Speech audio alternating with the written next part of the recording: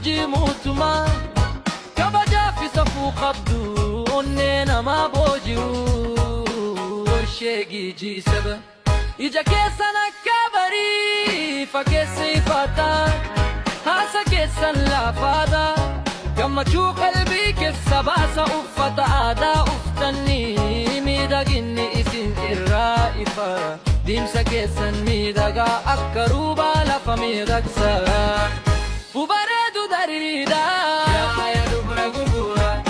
kabajni keessan guddaadha inni keessan ifaadha onnee keessanii jiraattan wayyaa intaluuta mootummaa haadha boruu ifa geeree tokkummaa fi jaalalaan maqaa gurguranii ol kaastu fi beessa babareedu harat qalbiin keessan laafaadha jaalala guutuu qabdu maatii fi ummataaf jabaattanii dhaabbattu beekumsa fi ogummaa harka keessan keessa jira gammachuu bakka geessitan akkuma aduu ganamaa yaa qashti erergotaa yaa hawween gurgura kabajni keessan guddaadha inni keessan ifaadha onnee keessanii jiraattan wayyaa intaluuta mootummaa haadha boruu ifa geeree tokkummaa fi jaalalaan maqaa gurguranii ol kaastu fi beessa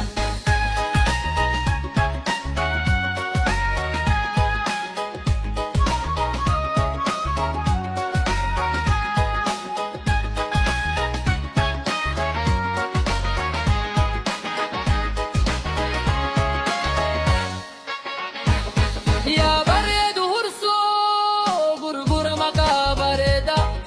isin iraaniifa intaloonni mootummaa bara baraan yaadata yaa hawweeyyan gurgura kabajni keessan guddaadha inni keessan ifaadha onnee keessanii jiraattan yaa intaluuta mootummaa haadha boruu ifa geeree tokkummaa fi jaalalaan maqaa gurgura bee ol kaastu fayyimessa yaa hawweeyyan gurgura kabajni keessan guddaadha inni keessan ifaadha onnee keessanii jiraattan yaa intaluuta mootummaa haadha boruu ifa geeree tokkummaa fi jaalalaan maqaa gurgura bee ol kaastu biideessa